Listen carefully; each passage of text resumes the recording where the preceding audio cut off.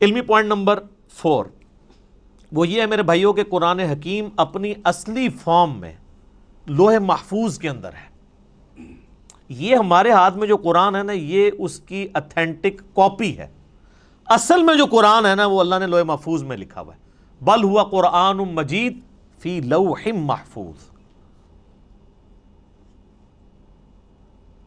سورۃ الواقعہ میں بھی آیا نا کہ وہاں سے اس کو کس نے تنزیل من رب العالمین، یعنی یہ رب العالمین کا اتارا ہوا ہے.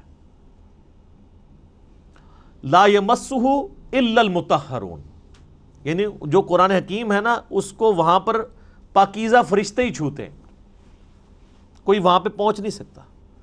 اللہ نے اسے اتارا ہے، یہ جنات کے اثر سے نہیں ہے، شیاطین کے اثر سے نہیں ہے. کیونکہ کافروں کا اعتراض تھا نا کہ یہ نبی الاسلام، اور بعض میں مخلص بھی تھے کہ یار اچانک زندگی کے 40ویں سال میں آپ غار میں جا کے غار حرا میں بیٹھے ہیں، ہو سکتا ہے کسی آسیب کا سایہ ہو گیا ہو تو اس کی وجہ سے آپ یہ کلام کر رہے ہیں. تو وہ تو پھر آپ کو پتہ ہے آسیب کے سائے والوں کی حالت یہ تو نہیں ہوتی، ان کی تو حالت ہی کچھ اور ہوتی ہے. وہ صحیح مسلم میں بڑی مشہور حدیث ہے نا، ایک بندہ ہے جو جھاڑ پھونک کیا کرتا تھا آسیب کے سائے کے لیے، جادو ٹونا کا علاج. اس کا نام تھا ضماد، عربی میں ضاد میم الف اور دال، اردو میں زماد. کئی مسلمان رکھتے بھی ہیں نام وہ، لیکن وہ جن کے نام زماد ہے نا ان کو پوچھے نا کہ نام آیا کہاں سے ہے، ان بیچاروں کو مسلم شریف کی حدیث نہیں پتا ہوگی کہ زماد ہے کون تھا. وہ جھاڑ پھونک کیا کرتا تھا، مکے آیا تو اس نے سنا کہ یہاں پہ ایک شخص ہے کہ جو بڑا ایک ڈائنامک اس کی لائف تھی، یعنی وہ سب کی آنکھوں کا تارا تھا، ایک کامیاب تاجر بھی تھا اور لوگ اس کے پاس امانتیں رکھواتے تھے، بڑا زبردست، یعنی وہ ایک سمجھ لیں کہ اس معاشرے کے ایلیٹ طبقہ تھا. تو اچانک اس کو کچھ ہو گیا اور لوگ پریشان ہیں. ظاہر ہے جس نے 40 سال تک کوئی بات ہی نہ کی ہو اس ٹاپک پہ، اور اب وہ کہے کہ میں اللہ کا پیغمبر ہوں، مجھ پہ یہ کلام نازل ہوا، تو لوگ تو پریشان ہو جائیں گے. تو اس نے کہا کہ میں جھاڑ پھونک جانتا ہوں، اگر تو مجھے اس کے پاس لے جاؤ تو مجھے امید ہے کہ میں اس کا علاج کر لوں گا. اس کو کیا پتا تھا کہ علاج اس کا نہیں، اس کا اپنا ہو جائے گا. تو لوگ اسے لے گئے نبی الاسلام کے پاس. تو آپ صلی اللہ علیہ وآلہ وسلم سے اس نے کہا کہ میں آپ کا علاج کر سکتا ہوں، آپ بتائیں کہ آپ کے ساتھ کیا ایشو ہے، تو اپنا مسئلہ بیان کریں. تو آپ صلی اللہ علیہ وآلہ وسلم نے نا کوئی بات نہیں کی، قرآن بھی نہیں پڑھا.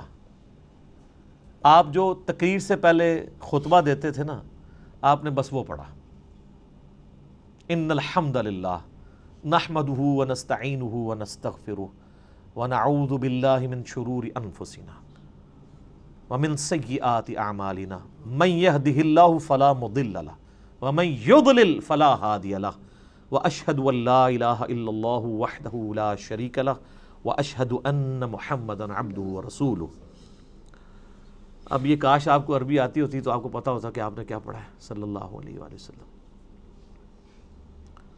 تو اس نے جب سنا تو وہ ہل گیا. اس نے کہا جی ایک بار ذرا پھر سنائیں. دوسری بار، تیسری بار اس نے کہا جی میں گواہی دیتا ہوں کہ آپ اللہ کے پیغمبر ہیں، اپنا ہاتھ بڑھائیں اور مجھے مسلمان کریں. تو حالانکہ جو بندہ ایکسپرٹ تھا جادوگری کا، اس نے بھی کلام سن کے، قرآن نہیں صرف آپ علیہ السلام کا عام کلام سن کے، اس نے کہا نہیں، جنات جن لوگوں کے اوپر اثر ہوتا ہے ان کا اس طرح کا کریکٹر نہیں ہوتا، وہ اس طرح کی باتیں نہیں کرتے، ان کی باتیں تو آل فال ہوتی ہیں، اتنی پریسائز باتیں نہیں ہوتی ہیں. پھر نبی علیہ السلام کی مبارک ذات کا ایک روب بھی تھا. جو بندہ جادو کا، ان ساری چیزوں کا ایکسپرٹ تھا، اس نے ڈکلیئر کر دیا کہ جادوگر نہیں ہے. اور جو جہلات ہے، جن کو جادو کا، آسیب کا الف بے بھی نہیں پتا تھا، وہ لوگ نبی علیہ السلام کو اس کے بعد بھی جادوگر کہتے رہے، نعوذ باللہ. ان کی قسمت میں ہدایت نہیں تھی نا. ہونا تو چاہیے تھا کہ جب ایکسپرٹ نے مان لیا کہ نہیں ہے تو تم لوگوں کو تو پتہ ہی نہیں یہ فیلڈ ہے کہ نہیں، تم خام خواہ کہتے ہو. جیسے معذرت کے ساتھ آج کی دنیا میں آپ کو مثال دوں، میرے بارے میں علماء کہتے ہیں جاہل ہے، اس کو تو عربی بھی نہیں آتی، اس کو تو پڑھنا ہی کچھ نہیں آتا، وہ قرآن دیکھ کے بھی غلط پڑھتا ہے، وہ پڑھ ہی نہیں سکتا. ٹھیک ہے آپ کہتے رہے، تو جو سن رہے ہیں ان کو نہیں پتا کیا ہو رہا ہے. تو ہم ان باتوں کا بھی جواب نہیں دیتے. ہم کہتے ہیں ٹھیک ہے یار، آپ نے ہمیں جج کرنا ہے، ہماری ویڈیوز آپ کے سامنے ہیں، آپ ان کو دیکھیں اور جج کریں، آپ کو پتہ چل جائے گا سچائی کیا ہے، جھوٹ کیا ہے، غلط کیا ہے، آپ کو سب کچھ پتہ چل جائے گا. تو یہ میرے بھائیوں، یعنی یہ جو آواز حق کے لیے بلند ہوتی ہے نا، اس کے ساتھ ہمیشہ اس طریقے سے یعنی لوگ مسچیف کرنے کی کوشش کرتے ہیں، لوگ یعنی غلط طریقے سے حق کی آواز کو دبانے کی کوشش کرتے ہیں، لیکن اللہ تعالیٰ نے جو آواز اٹھانی ہوتی ہے وہ اللہ تعالیٰ اٹھا دیتا ہے، ٹھیک ہے۔ یعنی اب یہ بھی پوائنٹ ایک اتنا بڑا پوائنٹ ہے کہ یعنی اس کے اوپر ڈسکشن ہو سکتی ہے کہ قرآن حکیم اللہ تعالیٰ نے لوح محفوظ میں رکھا ہوا ہے اور اپنے اصلی حالت میں یہ ہمارے پاس یہ کاپی ہے۔ کتنی بڑی خوش نصیبی ہے کہ ہمارے پاس وہ کتاب ہے کہ جو اوریجنل کتاب لوح محفوظ میں ہے۔ سورہ زخرف کے سٹارٹ میں بھی آیا نا، اللہ تعالیٰ نے فرمایا کہ یہ کتاب جو ہے ام الکتاب، کتابوں کی ماں، اللہ کی ہارڈ ڈسک لوح محفوظ کے اندر ہمارے پاس ہے۔ اور یہ یاد رکھیے گا، یہ مصحف جس ترتیب میں ہمارے پاس موجود ہے نا، اسی ترتیب میں لوح محفوظ پہ لکھا ہوا ہے، اگرچہ اس کی ترتیب نزول یہ نہیں ہے۔ مصحف کی ترتیب آپ پتہ ہے نا، سورۃ العلق کی پہلی 5 آیات نازل ہوئی ہیں، وہ تو پارہ نمبر 30 میں ہے۔ سورہ بقرہ جو ہے وہ اس وقت نازل ہوئی ہے جب 2/3 قرآن نازل ہو چکا ہوا تھا، مکی قرآن وہ شروع میں ہے۔ لیکن اللہ کے پاس لوح محفوظ میں اسی ترتیب میں ہے، وہ اللہ تعالیٰ نے اس کتاب کو سرکمسٹانسز کے اوپر نازل کیا ہے، اور یہ اس قرآن کی سب سے بڑی خوبی ہے جو کسی اور الہامی کتاب میں نہیں ہے کہ جو سرکمسٹانسز کے اوپر نازل ہوئی ہے، اور مسلسل 23 سال تک۔ علمی پوائنٹ نمبر 5 میرے بھائیوں، قرآن حکیم ہمارے محبوب صلی اللہ علیہ وآلہ وسلم کا واحد معجزہ ہے جس کی بنیاد پہ ہم نبی علیہ السلام کے لیے نبوت کلیم کرتے ہیں۔ ویسے تو آپ کے ٹینجیبل فارم میں فزیکل فینومینا آف نیچر کو توڑنے والے، قانون قدرت کو توڑنے والے کتنے حصی معجزات بخاری مسلم میں رپورٹ ہوئے ہیں۔ میں نے 4 لیکچرز ریکارڈ کرائے ہیں اس کے اوپر، مسئلہ 131A B C D۔ لیکن دعوی نبوت جس معجزے کے اوپر ہے وہ یہ کتاب ہے۔ کیوں؟ آپ علیہ السلام کی نبوت قیامت تک کے لیے تھی، آپ کا معجزہ بھی ایسا ہونا چاہیے تھا جو قیامت تک کے لیے آپ دکھا سکیں۔ آج حضرت عیسیٰ علیہ السلام کا معجزہ، مردوں کو زندہ کرنے والا کوئی عیسائی ہمیں دکھا سکتا ہے؟ ہم بھی مانتے ہیں عیسیٰ علیہ السلام کو، ہم بھی نہیں دکھا سکتے کوئی ویڈیو۔ کوئی یہودی حضرت موسیٰ علیہ السلام کے عصا کو دوبارہ آج اژدہا بنا کے دکھا سکتا ہے؟ ہم بھی نہیں دکھا سکتے۔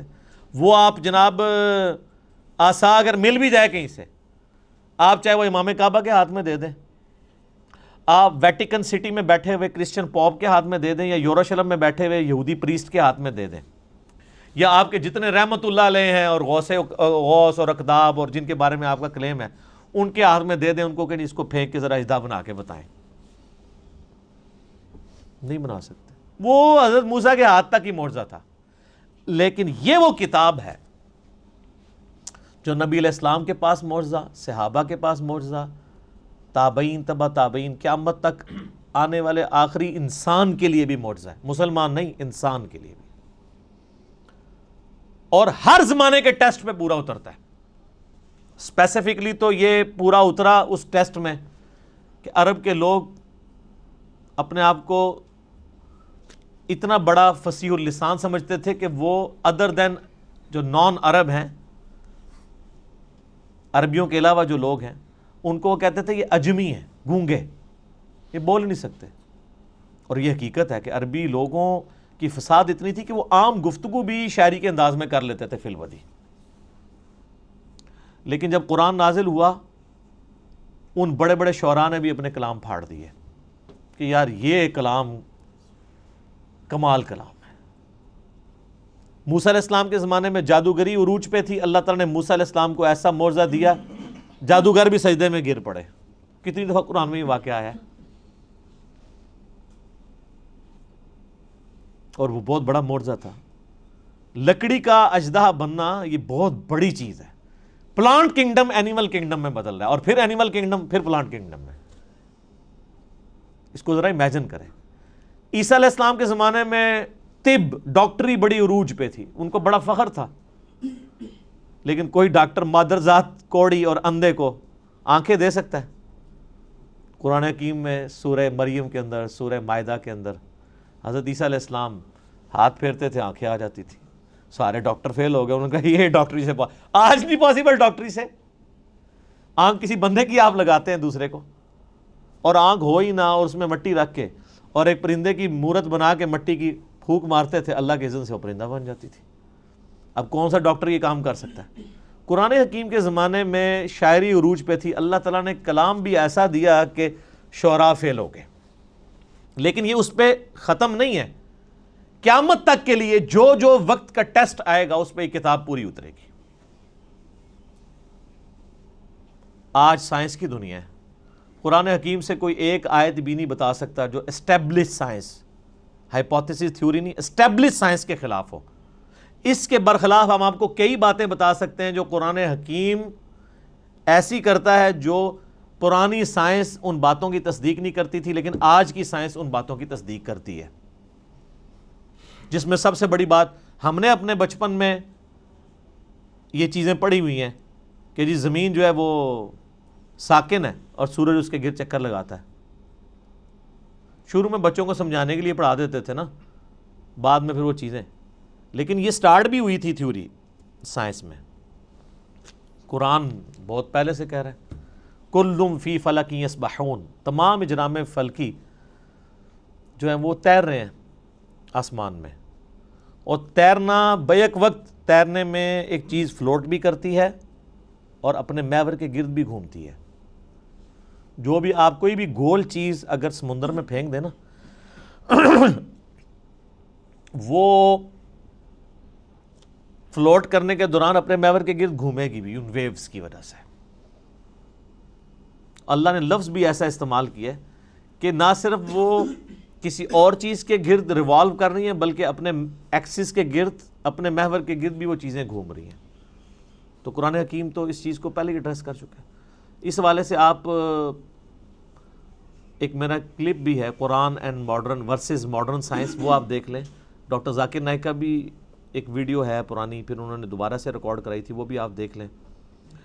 ڈاکٹر مورس بوکائل ایک فرینچ سرجن تھے جو مسلمان ہوئے, تو انہوں نے کتاب وہ لکھی Bible Quran and science, Urdu میں ترجمہ ہوا ہے لیکن وہ ترجمہ بھی اردو والا بھی اتنا مشکل ہے کہ عام بندوں کو سمجھ نہیں آتا. بہتر یہ کہ آپ اسے انگلش میں ہی پڑھیں. تو انہوں نے یہ ثابت کیا ہے کہ اس ماڈرن دور میں جتنی بھی الہامی کتابیں ہیں وہ سائنس کے ٹیسٹ کو پاس نہیں کرتی سوائے اس کتاب کے. ان میں سائنٹیفک فالٹ موجود ہے.